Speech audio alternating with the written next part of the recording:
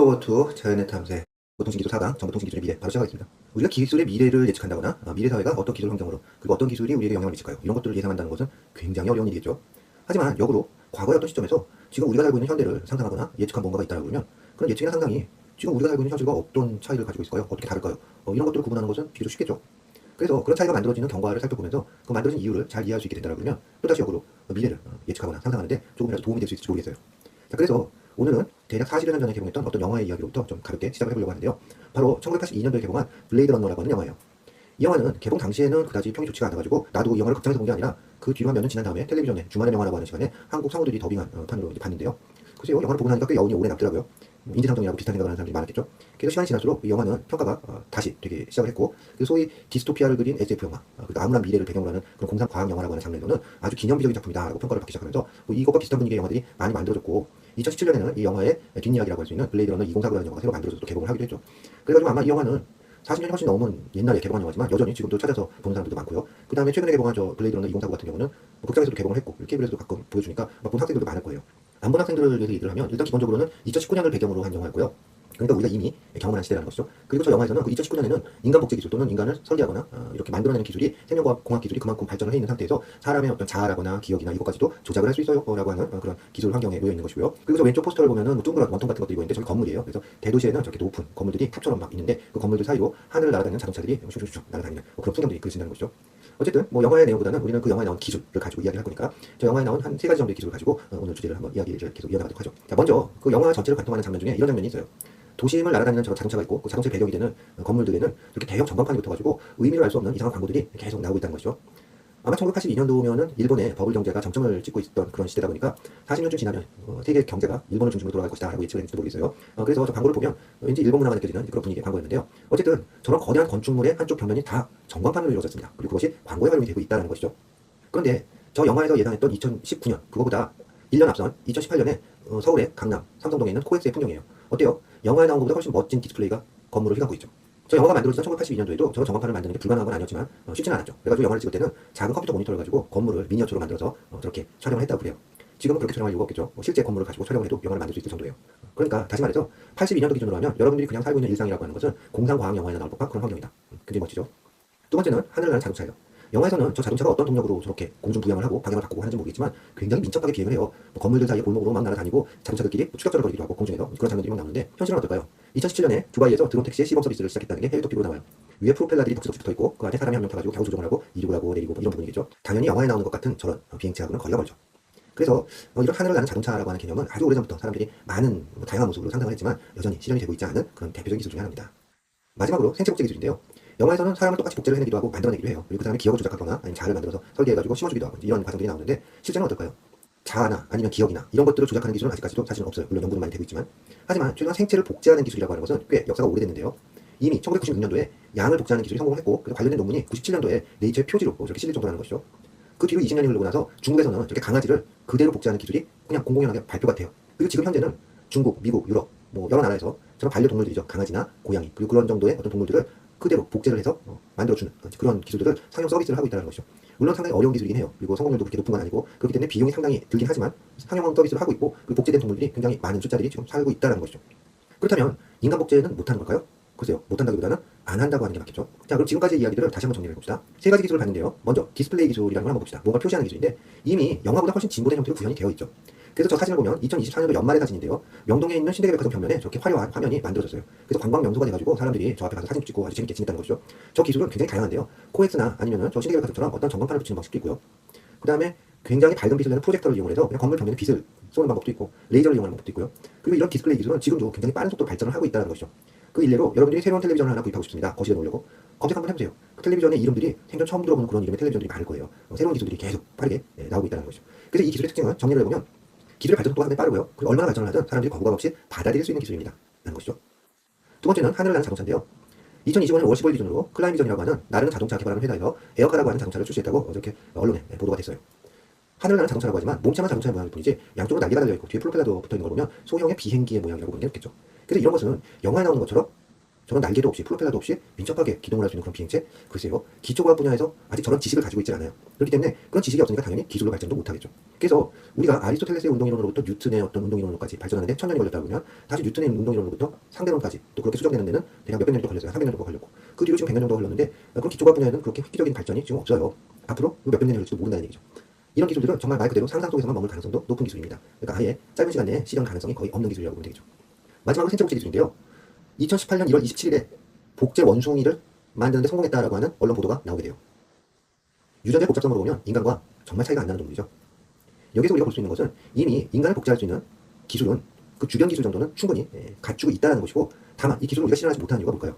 기술이 부족하다기보다는 어떤 여러 가지 윤리적인 문제라든지 종교적인 문제라든지 이 기술을 접하는 사람들이 그 기술에 너무나도 거부감이 커서, 그리고 거기에 대한 여러 가지 우려를 하고 있기 때문에 기술을 섣불리 개발을 하거나 또는 공표할 수가 없는 그런 종류의 기술이라고 우리가 이해를 하면 되겠죠. 자, 그래서 다시 정리를 해봅시다. 디스플레이 기술처럼 얼마든지 발전을 해도 거부감 없이 받아들일 수 있는 기술이 있는가 하면, 생체 복제 기술처럼 이미 기술을 가지고 있지만 그 기술을 더 이상 개발을 하거나 아니면 사용할 수 없는 그런 기술도 있고요. 하늘을 나는 자동차처럼 원리적으로 또는 물리적으로 실현하는 것이 쉽지 않은 그런 기술도 있어요.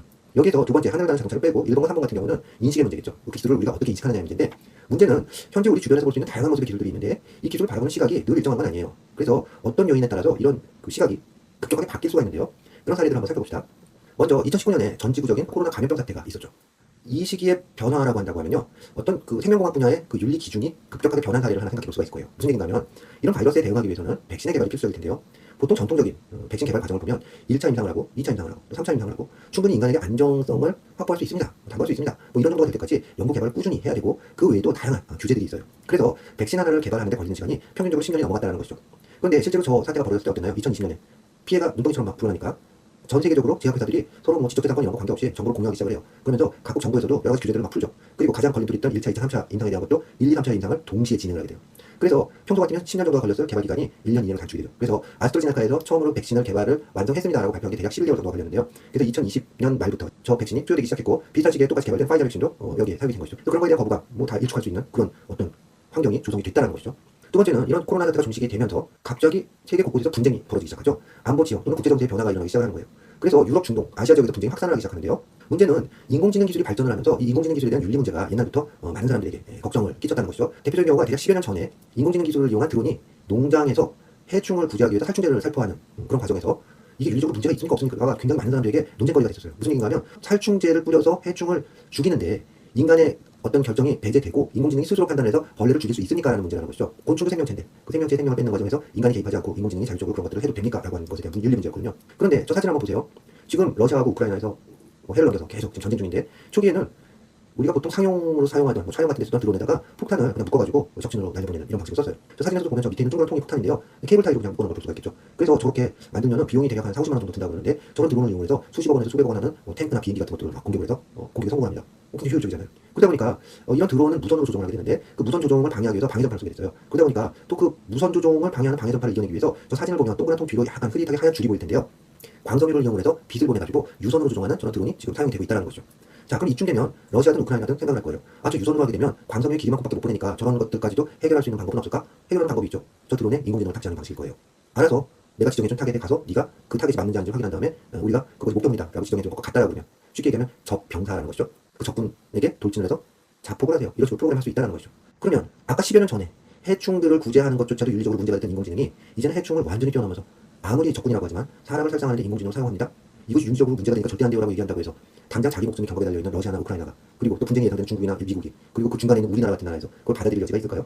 이제 그런 윤리 문제가 발휘될 그 여지가 없게 되었다는 것이죠. 그래서 그런 인식의 변화가 지금 생겼어요. 그리고 지금 누구보다도 발빠르게 이런 인공지능 기술을 군사적 목적으로 전용하는 움직임이 당연히 우리나라나 중국이나 일본이나 미국이나 다 지금 진행이 되고 있다는 것이죠. 그래서 이런 식으로 윤리나 이런 어떤 기술 외적인 그런 제약 요건들은 주변 환경이나 아니면 어떤 극적인 변화들, 뭐 예상치 못한 그런 상황들, 이런 것들에 따라서 얼마든지 변할 수가 있고 또 다시 복원될 수도 있어요. 예컨대 아스트라제네카에서 그렇게 빨리 개발한 백신을 맞았더니 예상외로 부작용이 많네요. 그래서 얼마 전에 다시 언론에서 보도가 나온 걸 보니까 이제는 젊은 사람들은 백신 안 맞아도 그냥 체력으로 버틸 수 있어요. 그래서 65세 이상만 백신을 맞도록 합시다. 이런 식으로 다시 정부에서 규제를 시작한다는 것이죠. 자, 그래서 여기에는 딱히 정해진 답은 없습니다. 그렇다면 정리를 한번 다시 해봅시다. 기초과학 분야는 어차피 발전의 한계가 있으니까 이런 것들을 응용하는 공학 분야, 특히 정보통신기술 분야라고 하면 어떤 창의성과 논리적인 그런 알고리즘을 개발하는 과정일 텐데요. 이런 기술 발전은 점점 그 활용 분야를 넓혀가고 있고 또 발전 속도도 굉장히 가속화하고 있어요. 그러다 보니까 이런 정보통신기술의 발전 효과는 자연과 공학기술이 인문학과 어떻게 융합해야 되나요? 라는 이런 문제들로 비교될 수밖에 없거든요. 그러면 이렇게 새롭게 만들어진 가치관의 추적, 이런 변화를 우리는 어떻게 수용할 것인가 하는 문제가 있는데요. 근데 생각해보면 사실 이런 기술들이 전혀 새로울 게 없는 기술이에요. 어떤 기반 기술이라고 하는 것들, 기본적인 기술이라고 하는 것은 이미 오래전부터 독자적으로 개발이 되어 왔고 발전이 되어 왔던 기술들이라는 것이죠. 그런데 그것이 그때그때 시대에 따라서 어떻게 융합하느냐 또는 어떻게 그것들이 결합하느냐에 따라서 굉장히 새로운 형태의 기술인 것처럼 보인다는 것이죠. 그래서 그런 기본적인 기술들을 저희가 나열을 해봤는데요. 먼저 AR, VR 같은 경우는 뭐 증강현실, 가상현실이라고 하죠. 근데 저것은 기반 기술이라기보다는 그 뒤에 얘기하는 IoT, 사물 인터넷, 빅데이터 분석 기술, 그 인공지능 기술, AI, 저런 기술들로 만들어진, 저런 기술들이 융합한 어떤 기술들과 사람 간의 접점을 이루어지는 기술이 AR, VR 같은 기술이겠죠. 인터페이스를 구성하는 기술이에요. 그래서 짧게 설명을 할게요. AR, VR에 대한 이야기하고 그 다음에 기반 기술로의 IoT, 빅데이터 분석 기술, AI가 무엇인지를 지금부터 좀 살펴보도록 하죠. 먼저 가상현실이나 증강현실 기술이라고 하는 것은 말 그대로 왼쪽에 보이는 것처럼 옛날에 나도 참 열심히 봤는데 도전 골드백 재밌었잖아요. 근데 코로나 팬데믹 터지면서 저렇게 화상회의 방식으로 진행이 되다가 결국 그 한계를 극복 못하고 지금은 저 프로가 없어졌죠. 하지만 어쨌든 이런 어떤 전통적인 프로그램은 없어졌지만 이런 가상현실이나 증강현실을 이용하는 기술들 그리고 그 필요성은 옛날부터도 대두가 되어 왔었어요. 그래서 이렇게 어떤 박물관에 멋진 그림이 붙어 있을 때 여기까지 가서 이건 이제 프랑스에 있는 오랑주리 박물관인데요. 가서 볼 수 없으니까 이런 형태의 가상박물관을 이용하면 어떨까요? 라고 하는 것인데요. 오랑주리 박물관 홈페이지에 들어가보면 이 가상박물관 여러분들이 다 이용할 수가 있어요. 이런 식으로 마우스를 클릭을 하면 마치 진짜 박물관에 간 것처럼 이렇게 움직이게 되는데요. 뭐 지하로 내려가면은 또 다른 전시관이 있긴 하지만 그 모네 수련 그림은 지금 이 문으로 들어가야 돼요. 그 문으로 들어가면 저 문 안에 4개의 거대한 수련 그림이 전시가 되어 있는데요.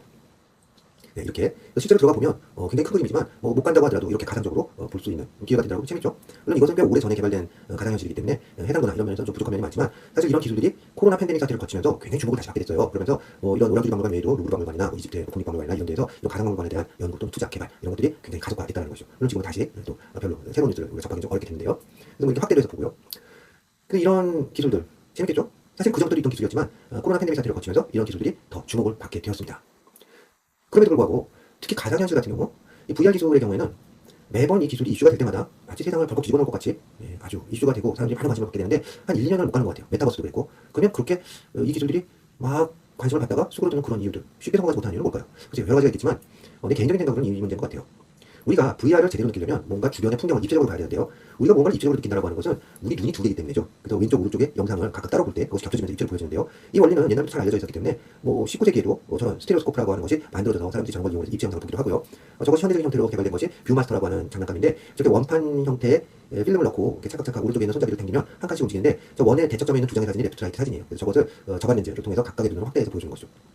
근데 저런 것을 전자적인 방식, 컴퓨터를 이용해서 본다는 건 어떻게 될까요? 저 위에 나온 것은 VR 기어라는 걸 머리 뒤집어 써야 되는데 아무리 가벼워도 한 200g 되겠죠. 별로 안 무거운 무게 같지만 하루 종일 쓰고 있으면 목 디스크 걸려요. 뭔가 머리 뒤집어 쓴다는 것 자체가 불편한 일이고요.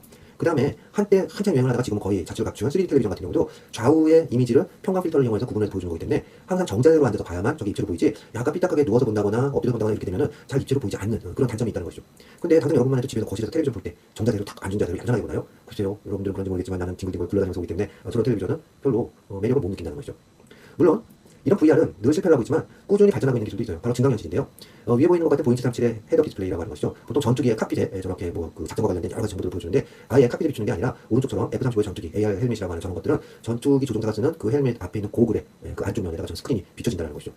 저런 기술들은 지금 엄청나게 발달을 했고요. 특히 군사적인 목적으로 개발된 기술들은 어디까지 갔는지 가늠이 안 될 정도인데 이것이 이제 상용 기술로 오면서 LG 디스플레이나 삼성, 전장이라든지 이런 데서 자동차 용도나 아니면 일상생활에서 특히 냉장고나 세탁기 같은 데까지도 이런 기술들을 적용을 한다는 것이죠. 근데 이건 꼭 입체로 보일 필요는 없잖아요. 하지만 또 저기도 재밌는 기술들이 적용이 돼서 자동차 계기판 같은 것들은 이렇게 우바로 앉아서 이렇게 보면 가끔 입체로 보이기도 하고 그런 기술들이 적용되기도 한다는 것이죠.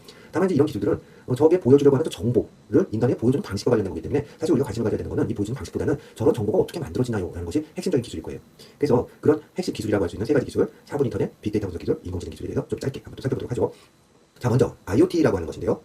인터넷 오브 띵스라고 해가지고 각각 IoT 이렇게 쓰는데 O를 소문자로 써서 마치 오른쪽 눈에서 눈물이 쭉 흐르는 것 같은 저런 기호를 쓰는 것이죠. 문자죠.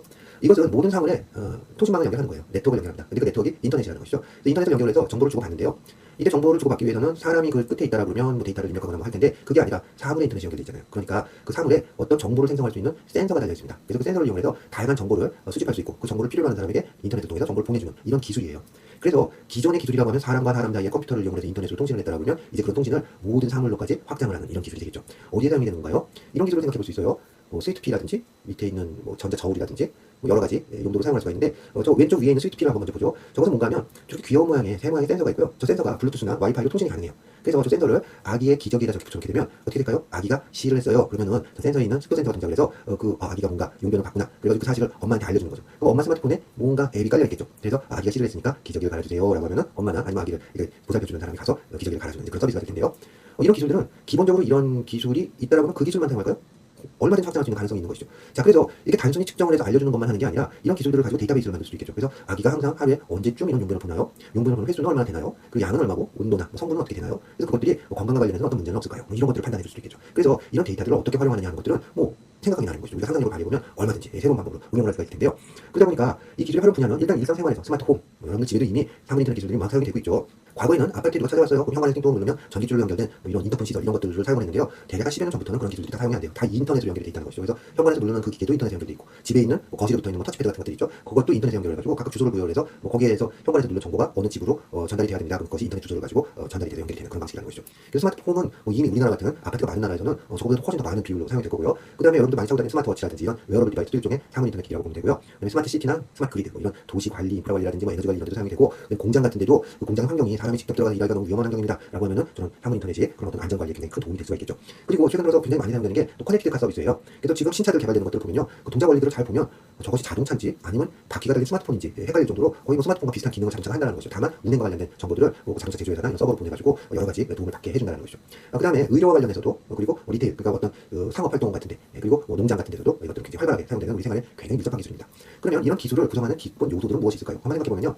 일단 왼쪽 위부터 보면 어떤 서비스를 제공할까요? 아까 봤던 아기 기저귀 서비스?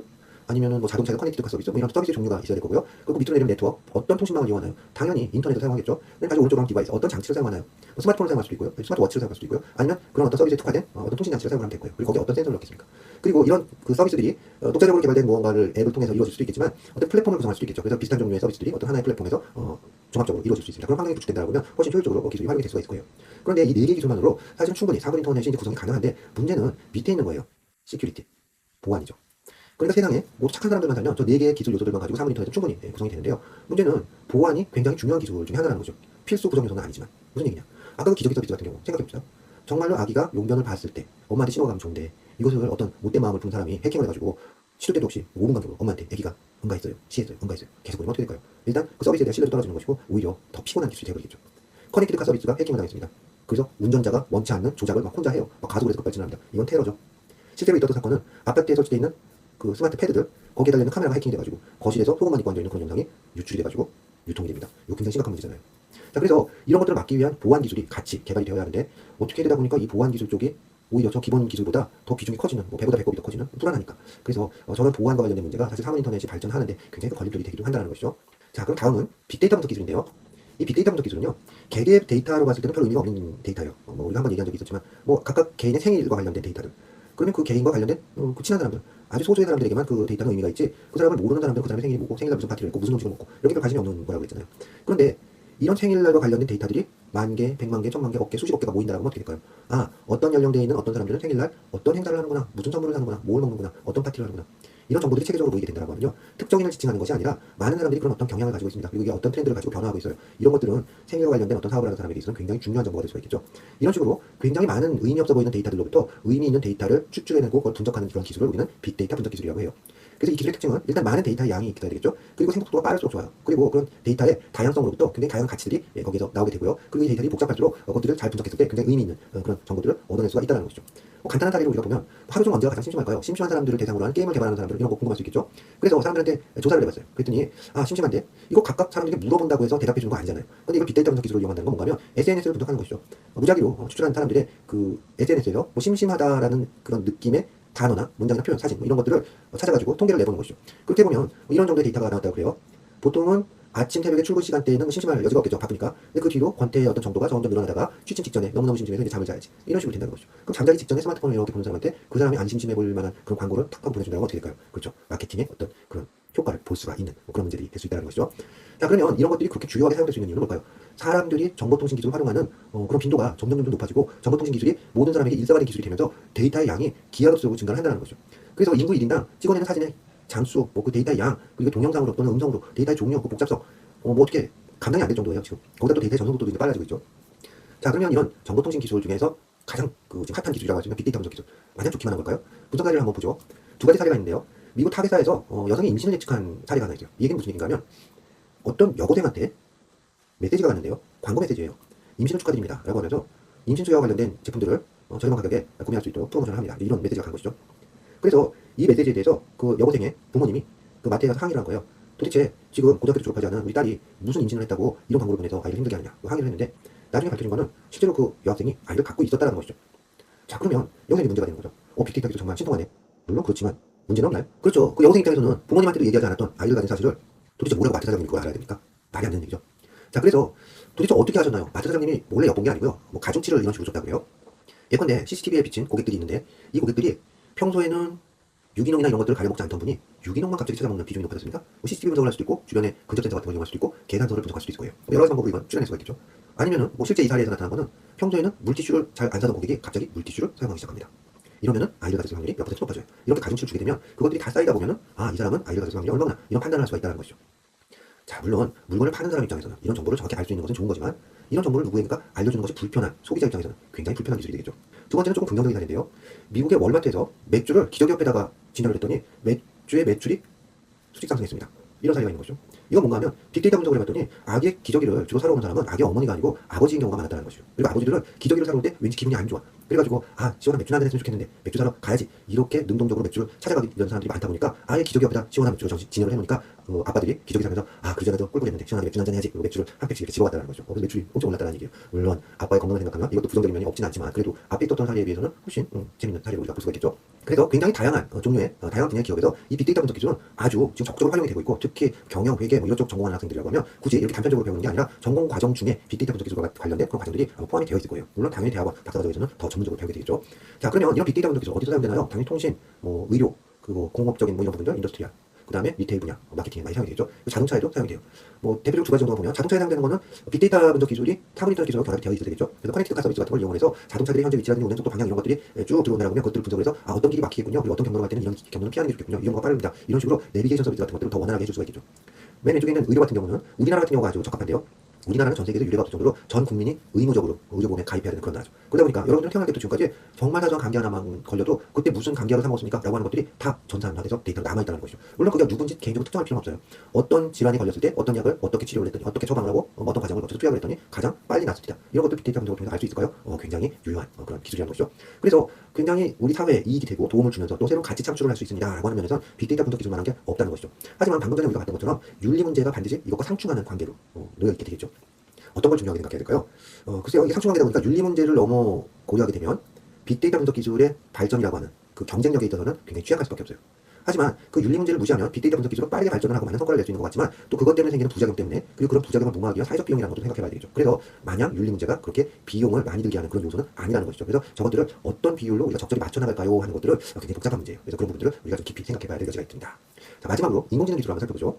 인공지능이라고 하는 것은요 아주 오래전부터 있었던 기술이에요. 거의 역사적으로 보면 기원 전으로까지 거슬러 올라가는데 다만 최근 들어서 정보통신 기술, 쉽게 얘기하면 디지털 방식의 컴퓨터 기술이 여기 결합을 하면서 굉장히 새로운 국면으로 접어들게 된다는 것이죠. 그래서 언제부턴가 이 정보통신 기술은 많은 사람들한테 공포의 대상이 되는데요. 2020년에 전문 직업 710만 개가 사라집니다. 이거 옛날 예측인데 글쎄요 이미 한참 지났잖아요. 정말 그런가요? 오히려 이것 때문에 전문 직업이 생긴 것 같기도 한데요. 인류의 생존 자체를 위협합니다. 물론 이거는 앞으로 어떻게 될지 모르겠어요. 하지만 그것은 전쟁에 이게 사용됩니다. 뭐 이런 것들은 문제가 되겠지만 그 드론을 이용했다는 어떤 인간의 그 판단이 문제겠죠.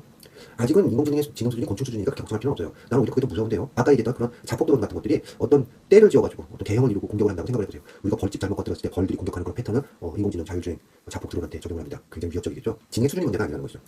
자, 그래서 이런 인공지능이 갑자기 왜 이렇게 이슈가 되는 걸까요? 과거부터도 있었던 기술이었지만 최근 들어서 이런 기술들이 어떤 학습을 통해서 굉장히 효율적으로 작동을 할 수 있게 되는 원리가 알려지게 되면서 아주 빠르게 이제 발전을 하게 되었다는 것인데요. 먼저 이 인공지능에 대한 가능성을 처음으로 알아본 사람은 뭐 역사적으로 보면 기원 전까지도 거슬러 올라간다고 했지만 현대적인 의미의 인공지능이라고 하면 앨런 튜링 같은 사람을 이야기할 수가 있을 거예요.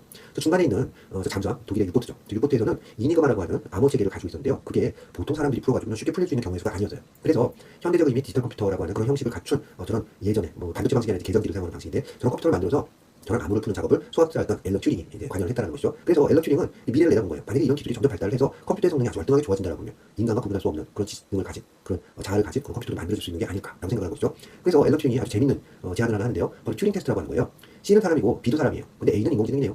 A, B, C는 서로 볼 수가 없어요. 그래서 C가 A와 채팅을 해보고 그러니까 대화를 해보고 C가 B와 대화를 했는데 그 대화의 내용을 보고 A와 B 중에 누가 컴퓨터고 누가 사람인지 구분할 수 없어요. 이런 정도의 수준이 되면 이것을 진정한 의미의 인공지능이라고 합시다. 라는 것이 바로 튜링 테스트의 의미인데요.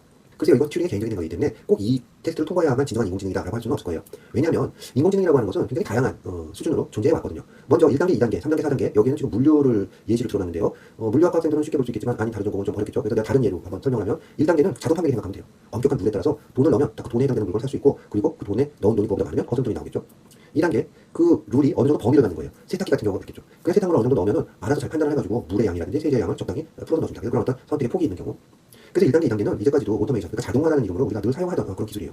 그러면 최근 들어서 그렇게 지금 화제가 되고 있는 인공지능 기술이라는 건 뭔가요? 바로 3단계, 4단계의 기술에 해당되는 건데요. 이런 기술들은 뭔가 학습을 통해서 판단을 하는데 얘네들은 그냥 답을 딱 내놓는 게 아니라 어떤 알고리즘으로 했을 때 이 문제가 잘 풀리나요? 라고 하는 알고리즘을 잡으러 내놓는다는 거죠. 자, 그래서 이런 기술을 우리는 머신러닝이라고 하는데요. 이런 머신러닝이 기존의 오토메이션, 인공지능 기술과 어떤 차이가 있나요? 기존의 인공지능 기술은 철저한 룰 베이스의 기술이죠. 그러니까 어떤 규칙이 정해져 있는 거예요. 그런데 머신러닝은 마치 사람이 학습하는 것처럼 학습을 함으로써 어떤 답을 그냥 정해진 답들을 답안지에서 골라가지고 탁탁 찍어내는 게 아니라 그 문제를 푸는 방법을 알아낸다는 것이죠. 그래서 기존의 인공지능이라고 하면 입력을 하면 바로 출력이 나오는 이런 방식이라고 하면 머신러닝의 경우는 여러 가지 입력이 들어갔을 때 어떤 프로그램이 출력이 된다, 어떤 알고리즘이 출력이 된다. 이런 방식으로 인공지능이 발전을 했다는 것인데요. 여기에서 여러분들이 많이 들은 것 중에 딥러닝이라는 말이 있을 거예요. 사실 딥러닝이 어떤 원리라든지 동작 과정 같은 것들은 짧은 시간에 설명이 쉽지 않은데요. 하나의 예를 들어보면 이런 거라고 생각하면 돼요. 강아지와 고양이를 구분하는 인공지능이 있습니다. 머신러닝이라고 하면요, 강아지와 고양이의 다양한 사진들을 보여줘요. 보여주면서 요거는 강아지야, 요건 고양이야. 그래서 각각 사진에 강아지, 고양이라고 표시를 해가지고 보여주는 것이죠. 마치 선생님이 시험 문제를 낼 때 오늘 시험 범위는 여기부터 여기까지 하고 시험 범위를 정해주는 것이죠. 그리고 범위 안에서만 공부를 해가지고 문제를 푸는 이런 방식이에요. 반면에 딥러닝은 강아지와 고양이를 구분하는데 네가 그냥 도서관에 가서 강아지와 고양이와 관련된 자료들을 찾아가지고 자율적으로 알아서 학습을 해봐. 이런 방식으로 하는 게 딥러닝이라는 것이죠. 그래서 이 경우에는 따로 자료를 주지 않아요. 하지만 어떻게 자료를 찾는지 정도는 알려주겠죠. 그러면 SNS에서 자료를 찾습니다. 라고 하면 강아지나 고양이 또는 그 관련된 해시태그와 붙은 정보들을 봅니다. 근데 두 개의 차이는 뭔가 하면요, 머신러닝의 경우에는 강아지나 고양이 모양만을 보고 분류를 해낼 거예요. 찾아내겠죠. 이거 강아지야, 이거 고양이야. 그런데 딥러닝의 경우에는 강아지와 고양이의 사진이 없다고 하더라도 강아지와 고양이의 어떤 분위기가 나는 사람 얼굴 사진을 봤는데 그 밑에 써있는 내용들을 읽어보니까 저 사람의 얼굴은 강아지 상이야, 고양이 상이야. 그래서 그런 어떤 분위기까지도 익힐 수가 있다는 거죠. 그러다 보니까 판단의 어떤 범위나 그런 섬세함이나 그 종류나 이런 것들이 머신러닝에 비해서는 훨씬 넓은 범위에서 많은 성과를 낼 수 있는 그런 특징이 있어요. 그러면 어떤 게 더 좋은 걸까요? 자, 이걸 우리가 공부하는 방법하고 비교를 해보면 주입식, 암기식 교육이 머신러닝이라고 하면 자기주도식으로 창의력을 발휘해서 공부하는 게 딥러닝이라고 할 수가 있어요. 어떤 게 좋은 거죠? 많은 사람들이 자기주도식이 좋다고 하지만 짧은 시간에 뭔가를 빠르게 성과를 내는 데는 주입식, 암기식이 좋죠. 운전면허 시험 보는데 운전면허와 관련된 참고서만 보면 되지 자동차의 구조부터 시작해서 그걸 다 공부하려고 그러면 아마 평생 가도 자동차 운전면허 못 할 수도 있을 거예요. 그래서 이 인공지능을 어디에 이용할 거냐에 따라서 좀 달라지는데요. 가령 어떤 그림과 관련해서 이 그림이 인쇄를 했는데 여기에 잘못 인쇄된 부분이 있나요 없나요? 똑같은 그림에 대해서. 아니면 스마트폰을 제작하는데 스마트폰의 디스플레이에 뭔가 먼지가 들어갔나요 안 들어갔나요? 이런 것들을 검사하는 인공지능이라고 하면 머신러닝이 훨씬 효율적이겠죠. 그런데 이런 그림을 그리는데 많은 사람들이 굉장히 다양한 모양의 그림을 그려요. 그러면서 그 그림 중에서 잘못 칠해진 부분이 있는 것 같은데 이거 어떻게 판단하지? 이거는 학습 자료를 줄 수도 없는 것이고 머신러닝은 안 되겠죠. 그리고 스마트폰에 어떤 불량 검사를 하는데 이것이 먼지에 의한 거 외에도 뭔가 침이 튀겨가지고 뭐 다른 형태로 오염, 컨테미네이션이 생겼습니다. 이런 것들까지 아주 다양한 종류의 오염에 대해서 또는 불량에 대해서 검사를 합니다. 이건 학습 자료로 구하기 어려운 머신러닝에서 또 어렵겠죠. 그래서 그런 경우에는 딥러닝을 사용합니다. 그래서 딥러닝의 경우에는 학습 시간이 굉장히 오래 걸리지만 학습을 하면 할수록 점점 정확한 결과를 낼 수 있도록 수렴하는 그런 특징이 있는가 하면 머신러닝의 경우에는 확실한 그 학습 자료가 있다고 하면 굉장히 단기간에 빠르게 성과를 낼 수 있다 하는 그런 어떤 각각의 장단점이 있다는 것이죠. 활용 분야는 분명히 달라질 거예요. 자, 그러면 머신러닝 기술이 적용된 실제 사례를 한번 살펴보도록 하죠. 훼손된 작품의 디지털 복원이라고 하는 주제인데요. 저기 보면 클로드 모네, 인상주의를 대표하는 프랑스의 화가죠. 말년에는 집에 정원에 있는 연못, 그리고 연못에 떠있는 수련, 연못 주변에 있는 버드나무, 하늘, 그리고 연못에 비치는 또 주변 풍경, 이런 그림들을 연작으로 그렸죠. 그래서 이런 그림을 우리는 수련 연작이라고 하는데요. 대략 290편 이상의 작품을 남겼다고 하고요. 그 중에 한 점은 우리나라 이건 컬렉션에 포함이 되어 있어서 우리나라에서도 가끔 전시를 하죠. 자, 이 작품은 프랑스의 오랑주리 박물관에 전시된 작품인데요. 잘 보면 연잎 사이로 뭔가 수직으로 흐물흐물한 게 보이는데 저게 바로 호수 주변에 있는 버드나무가 이렇게 늘어져 있는 모습이에요. 우리 학교 인경호에서처럼 풍경이 가끔 보이죠. 새벽의 풍경이라든지 여름철에 뭉게구름이 저렇게 호수 수면에 비치는 모습도 보이고요. 석양이 지는 모습, 뭐 이런 다양한 작품들이 있어요. 그래서 이 수련 현장은 정말 많은 작품들이 전 세계 곳곳에 유명한 박물관에 전시가 되어 있는데요. 이 중에 한 작품이 루브르 박물관 어느 구석에서 이런 모습으로 발견이 됐대요. 루브르 박물관 어느 구석에 두루마기 형태로 있던 그림이 있었는데 수십 년 동안 그냥 방치가 되어 있던 이 그림을 펼쳐봤더니 이게 바로 그 유명한 모네 수련 연작 중에 하나였다는 것이죠. 그래서 워낙 유명한 그림이다 보니까 모든 그림들이 이력이 남아있겠죠. 그래서 이 그림의 이력을 추적을 해보니까 주인이 일본 사람이었던 거예요. 사실 2차 세계대전을 겪으면서 프랑스에 있던 일본 사람들이나 미국에 있던 일본 사람들 굉장히 많은 원만치 못한 그런 관계에 있었을 텐데 그러다 보니까 그런 격동기를 거치면서 이 그림은 그냥 이렇게 방치가 돼 있었고 관리가 되지 않은 상태로 수십 년을 그냥 창고에 방치가 있다 보니까 저렇게 절반 정도가 물감이 떨어져 나가는 형태로 이제 발견이 된 것이죠. 그래서 원래 주인이 일본 사람이다 보니까 이 그림을 일본으로 반납을 하게 되는데요. 일본에서는 저 그림을 받고 지금 남아있는 부분도 굉장히 의미가 있는 예술적인 가치가 있는 부분이긴 하지만 이 그림을 복원을 해야 될까라고 하는 것에 이제 고민이 생기게 되는데요. 사실 유럽에는 그 예술작품을 복원하는 그런 사례들이 굉장히 많아요. 하지만 이 예술작품 복원이라고 하는 건 정말 전문적인 지식을 가진 사람이 복원을 해야지 섣불리 복원을 했다가는 이렇게 완전히 전지적인 작품으로 변하는 경우도 있고요. 이 스페인 어딘가에 있었다는 이 수도원에 그랬던 이 그림이 훼손됐을 때 그 동네 아마추어 화가가 복원한 모습이 이런 모양이 돼가지고 화제가 됐던 적이 있었죠. 물론 내가 볼 때는 복원된 작품도 충분히 예술가가 가진다고 생각이 되지만 글쎄요, 많은 사람들이 원작과는 너무나 다른 분위기에 좀 당황스러웠을 것 같아요. 자, 그래서 이 수련 연작 남아있는 부분만으로 그냥 둘 것인가 아니면 이걸 복원할 것인가 논란이 많았지만 그냥 일단 저 작품을 더 이상 훼손하지 않고 가상적인 방법으로 그냥 그림이 어떻게 생겼는지만 만들어 볼 수 있지 않을까요? 그래서 이런 것을 디지털 복원이라고 해요. 그 실제 작품에 손을 대지 않고 가상적으로 그림을, 영상을, 이미지를 만드는 것이죠. 과정은 이런데요. 일단 훼손된 부분을 잘 세척을 해요. 물감에 영향을 주지 않는 그런 특수한 세척액을 이용해서 면봉을 이용해서 아주 세밀하게 닦아내는 것이죠. 몇 달이 걸렸다고 해요. 거의 6개월 정도. 그 다음에 이렇게 닦아내고 나니까 색깔이 살아나는 것이죠. 아주 화려한 이제 그림이 나타나는데 그 그림을 구석구석 부분을 나눠서 사진을 찍게 돼요. 그리고 각각의 사진은 사업화소에 아주 고해상도로 이 사진을 찍어서 이걸로 데이터베이스를 구축합니다. 그래서 이런 사진들을 머신러닝의 학습 데이터로 제공을 해요. 그래서 이 그림은 부분들이 어떤 색깔의 조합으로 채색이 되어 있군요 라는 걸 학습을 한 다음에 이 그림을 복원을 해요. 어떻게 채색을 할까요? 라는 게 알고리즘을 만들었을 거예요. 그래서 1차 복원을 했는데 복원된 그림을 보니까 전문가들이 보기에는 이거 원래 그림이 이렇지 않았을 것 같은데요? 라고 평가를 하더라는 것이죠. 1차 복원이 실패를 해요. 그러면 어떤 식으로 학습을 했을까요? 뭐 이런 경우죠. 워낙 유명한 그림이다 보니까 이 그림에 사진이 남아있었대요. 그런데 그 당시에는 컬러 사진이 아니라 흑백으로 사진을 찍어줬던 거죠. 자, 그래서 저 두 개의 사진, 하나는 흑백 사진이고요. 전체가 남아있는. 하나는 훼손된 부분의 사진인데 저 두 개를 합성을 해보는 것이죠. 합성을 해보면 어떨까요? 전체적인 윤곽은 나타나겠죠. 물론 훼손된 부분의 색깔이 무엇인지 몰라요. 하지만 이것만 해도 굉장히 많은 정보를 얻은 것이죠. 저런 명암으로 색채만 가미를 하면 복원이 된다는 의미잖아요. 그리고 훼손되지 않은 부분은 원래 그대로 적용되는 것이고. 자, 그래서 이것을 학습을 어떻게 하냐면요. 모네의 작품 중에는 훼손이 안 된 작품들이 다 많겠죠. 그래서 이런 훼손이 안 된 작품의 사진을 고해상도 사진을 찍어서 일부분을 저렇게 흑백으로 처리를 해요. 그렇게 해서 저렇게 일부러 훼손을 시킨 다음에 채색이 있는 부분을 참고로 해서 채색이 안 된 부분에 색깔을 넣어보는 것이죠. 그래서 다 채우면 복원이 완성이 되는데 평가를 해요. 어떻게 평가하면 될까요? 왼쪽 사진이 있잖아요. 정답이 있는 것이죠. 그래서 정답과 비교를 해서 얼마나 복원이 잘 됐습니까를 평가를 했을 때 이런 학습을 100만 번 정도를 해서 평가를 해보는 것이죠. 그 중에 가장 높은 점수를 얻은 알고리즘을 채택을 해서 복원을 시키면 되겠죠. 근데 이렇게 복원을 시켜봤더니 전문가들이 봤을 때 원본하고 너무 다른 것 같아요 라고 판단했다는 것이죠. 그래서 2차 복원 과정으로 들어가는데요. 여기에서는 학습 데이터를 좀 수정을 해요. 어떻게 수정을 하냐면 모네 수련 그림들은 모네의 말년에 그려진 그림들인데 사실 모네는 말년에 굉장히 어려움을 많이 겪어요. 아들을 잃기도 하고 부인을 먼저 보내기도 하고 그 작가 스스로는 백내장에 걸려서 시력이 나빠지기 시작을 하는 것이죠. 자, 그래서 모네 초기 그림과 말년의 그림은 색채에 있어서도 굉장히 다른 특징이 보이고 그리고 그런 우울한 감정이 그림 전체 분위기에 많은 영향을 미쳤다는 것이죠. 자, 그래서 사실 이런 학습 데이터로 활용됐던 모네 훼손되지 않은 그림들 중에서 초기의 그림, 중기의 그림들은 다 제외하고 말년의 그림들로 한정을 해서 학습을 하게 돼요.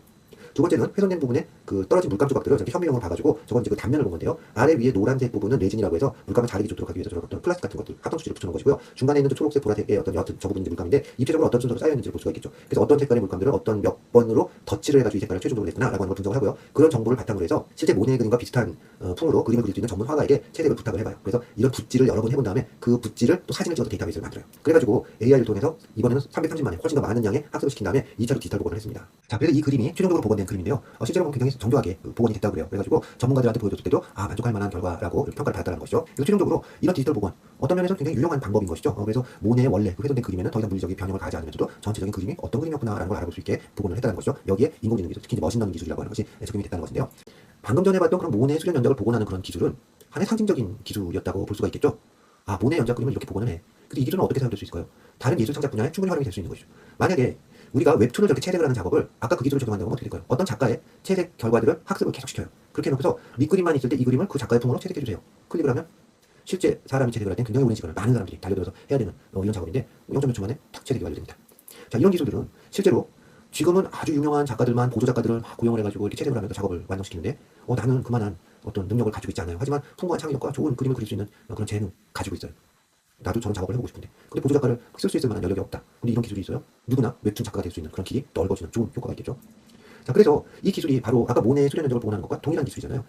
그렇죠. 그래서 우리가 예술 창작을 할 때 꼭 어떤 기술을 우리가 직접 입혀서 붓으로 칠하는 게 아니라 나는 처음부터 디지털 방식으로 컴퓨터 모니터에 그려지는 그런 이미지를 만드는 게 내 창작 활동이야 라고 했을 때 이런 어떤 그림을 모네 풍으로 채색해줘. 아니면 고흐의 풍으로 채색해줘. 아니면 뭐 렘브란트의 풍으로 채색해줘. 얼마든지 쓸 수가 있잖아요. 여기에서는 어떤 하나의 채색 도구로서 활용이 되는 것이거든요. 자, 그래서 우리가 인공지능을 바라볼 때요. 2016년에 알파고가 프로기사 이세돌 구단과 대국을 했어요. 완패를 했죠, 인간이. 이때 굉장한 논란이 일어났고 인공지능의 가능성을 보기도 했지만 인공지능에 대한 거부감도 엄청나게 커졌다는 걸 알고 있어요. 사실 이 이후로 다시 잠잠해지긴 했는데요. 사실은 이 사건이 있은 다음부터 이 기술을 전문적으로 이용할 수 있는 분야에서 특히 산업 현장이라든지 아니면 알파고가 개발된 실제 배경은 의료 장비, 뭐 MRI나 아니면은 CT나 뭐 이런 초음파 장비에서 찍힌 영상을 보고 진단을 하는 그런 목적으로 활용하는 게 주된 목표였거든요. 그래서 실제로 이런 딥러닝 기술이 접목된 초음파 진단 장치, 뭐 삼성전자와 뭐 그 관련된 의료 기업에서 저렇게 개발을 하기도 했다는 것이죠. 하지만 일반인들은 저 딥러닝이 굉장히 강력한 기술이라는 걸 알고 있으면서도 실제로 활용하는 그런 기회는 별로 없었을 거예요. 그런데 최근 들어서 이 기술이 실제로 활용되는 그런 기회가 열리게 됐죠. 바로 오픈 AI에서 개발한 챗GPT였는데요. 텍스트 기반으로 뭔가 문서를 만들어줘요. 또는 대화형으로 나하고 어떤 여러 가지 대화를 합니다. 이미지 기반으로 그림을 만들거나 동영상을 만들어줘요. 음악을 작곡해줍니다. 이런 식의 아주 쉽게 사용자가 그 기술을 이용할 수 있도록, 그러니까 아주 친숙한 사용자 인터페이스를 제공한 것이죠. 이렇게 되니까 정말 폭발적으로 이 사용이 늘게 되고 정말 다양한 분야에서 이 기술을 활용하는 것이죠. 물론 저렇게 지브리 스타일로 프로필 사진을 바꿉니다. 저게 너무나 많은 사람들이 저게 열광을 해가지고 관련된 서버가 녹을 지경이고 전력 사용량이 어마어마했다는 그런 뉴스가 나왔죠. 개인적으로 지브리 스타일 저거 왜 바꾸지? 금방 유행이 끝나겠구나. 금방 끝났잖아요. 하지만 아마 저런 작업을 저런 유행에 편성해서 해본 사람들도 많을 거예요. 어떻게 보면 무의미해 보이지만 그런 것들을 따라 함으로써 저런 인공지능 기술에 익숙해졌겠죠, 조금은. 그래서 사실 인공지능 기술이 앞으로 전망이 밝다고 하니까 학원에 가서 코딩을 배우고 관련된 이론을 책을 사서 보고 이런 경우도 있는데 물론 도움은 돼요. 하지만 큰 도움은 안 된다는 것이죠. 개발자가 되지 않는 한. 오히려 이렇게 사소한 무의미해 보이는 이런 일들에 그냥 동참해 보면서 인공지능이라는 게 이런 거구나 라는 것을 몸소 체험을 해보는 것들이 더 도움이 되지 않을까 이런 생각을 해보는데요. 그래서 이쯤에서 융합이라고 하는 문제를 한번 생각해보죠. 정보통신 기술이 여러분들이 전공하고 있는 그 인문학 분야하고 어떻게 융합할 수 있을까요? 한번 하나하나 따져보면요. 전통적으로 정보통신 기술이 잘 활용되고 있는 분야가 있어요. 행정학이라든지 물류라든지 스포츠 분야 많이 있죠. 전통적으로 컴퓨터 활용도가 높은 분야도 있고요. 금융이나 경영, 인공지능, 빅데이터 기술 등 새로운 기술이 적극적으로 도입이 되고 있는 분야가 있어요. 아까 얘기했던 것 같은 경영이나 회계 이런 쪽이 되겠죠. 온라인 환경이 새롭게 필요하게 된 분야는 이미 새롭게 필요하게 됐다기보다는 필수적이 되어버렸는데 코로나 팬데믹을 거치면서 교육 분야에서는 온라인 강의가 필수였고 팬데믹이 끝난 다음에도 이 기술들은 계속 확산이 되고 있고 학생들에게 굉장히 많은 영향을 미치겠죠. 그리고 정보통신 기술 외에도 기초과학 분야에 영향을 많이 받는 분야들도 있어요. 말 그대로 어떤 물리적인 성질을 분석을 해야 된다거나 역사를 전공한다든지 유물 같은 거 발굴했을 때 이것도 어떻게 분석해야 될까요? 반면에 어떤 서지류 같은 것들 옛날에 초서체로 써있는 승자원 일기 같은 것들을 번역을 해야 되는데 사람이 한다고 그러면 몇백 년이 걸릴 것을 인공지능을 도입을 한다고 그러면 훨씬 그 기간을 단축할 수 있다 이런 얘기들도 있잖아요. 그 다음에 새로운 정보통신 기술의 발전에 기여할 수 있는 분야라고 하면 심리학이라든지 철학과 같이 이런 인공지능을 어떻게 정의하고 어떤 방향으로 갈지 그런 방향을 제시해 줄 수 있는 그런 정보들도 있다는 거죠. 그래서 이런 융합이라고 하는 것은 이미 여러분들 앞에 와 있는 과제이고 이미 융합을 하고 있어요. 그래서 여러분들은 이런 것들에 거부감을 갖거나 또는 이거 어떻게 공부하지라고 부담을 갖기보다는 사실 전공 공부를 열심히 하는 것이 먼저다. 그래서 여러분들 전공에 정통을 하게 되면 자연스럽게 이것을 어떤 방향으로 융합해야 될 건가 그것들은 보이게 된다는 것이죠. 자, 그럼 이제 전체 강의를 마무리해 봅시다. 현재는 제조업과 정보통신 기술이 융합된 차세대 산업혁명의 시기라고 얘기를 하죠. 이런 새로운 개념의 정보통신 기술이 경쟁력을 갖기 위해서는요. 일단 기초과학 분야의 발전이 탄탄하게 이루어져야 되고요. 그런 지식을 기반으로 해서 이것이 공학적으로든 어떤 방식으로든 기술에 대해서 연구 개발이 이루어져야 돼요.